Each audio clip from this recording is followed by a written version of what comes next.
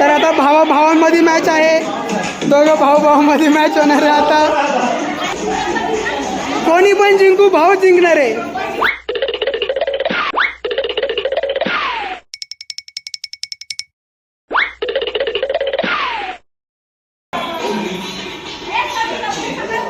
ए थांबला. तर मोठ्या भावांनी बाजी मारलेली आहे. कसं वाटतं?